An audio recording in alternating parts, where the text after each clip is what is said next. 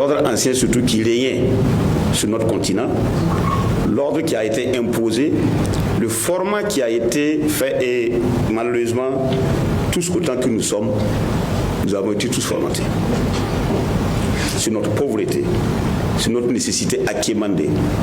On nous a conditionnés à prendre des miettes et de faire en sorte que c'est avec ces miettes que nous allons nous développer. Et pendant plus de 60 ans, nous ne bougeons pas. Alors la dynamique actuelle montre, en tout cas au monde entier, que tout est possible. Il suffit d'y croire et d'y travailler. Et cela ne plaît pas forcément aux impérialistes qui souhaitent nous maintenir dans l'état dans lequel nous étions, de sorte à pouvoir continuer à nous exploiter. Alors, cela dit, en matière de guerre contre le terrorisme, alors l'impérialisme ne souhaite pas non plus que nous réussissions. Parce que réussir à combattre les terroristes, d'ailleurs, qui est une émanation de qui on sait, juste pour un outil de géopolitique pour gouverner comme on veut, changer un peu les paradigmes comme on veut, en tout cas, ne voit pas d'un bon œil notre réussite. Donc, ils vont utiliser tous les moyens, et ils les utilisent actuellement, pour nous décourager. Pour décourager nos hommes qui se battent sur le terrain. Vous assistez donc à tous ces audios lugubres qui circulent sur les réseaux sociaux, fabriqués de toutes pièces, que d'ailleurs nous invitons les gens à ne pas partager. Nous-mêmes, on ne souhaite pas, même pas qu'on nous les envoie, parce qu'on nous les envoie pour voir si c'est vrai ou pas. Nous devons être actuellement au niveau où nous savons ce qui est, peut être vrai et ce qui émane de l'intoxication et de la désinformation. Donc, tous nos succès, personne n'en parle.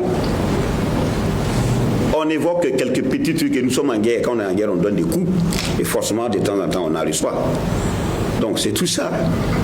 Les petits coups que nous recevons qui sont médiatisés et gonflés et amplifiés. Et aussi, on utilise nos numéros, on pirate nos téléphones pour faire passer des messages que nous n'avons jamais passés. Donc, tout ça, c'est la guerre de la désinformation. Après avoir tenté plusieurs fois de déstabiliser le pays avec tous les moyens, jusqu'à la dernière tentative qui allait jusqu'à l'affrontement, après échec de tout cela, maintenant, c'est la guerre communicationnelle. Voilà. D'abord pour nous faire échouer notre guerre et surtout déstabiliser le pays de sorte que la dynamique actuelle s'éteigne pour ne pas avoir des adeptes. Parce que cela va réveiller la conscience du noir que nous sommes, du peuple noir qui a toujours été malmené, traité de tous les noms et surtout exploité. Ce n'est pas seulement au niveau continental africain, ça va au-delà de toutes les îles, et tous les peuplements africains, de noirs et même ceux qui ne sont pas noirs mais qui se sont toujours sentis exploités. Donc nous devons être sur nos gardes et vraiment être déterminés parce que ce n'est pas une lutte qui sera facile. On ne le laissera pas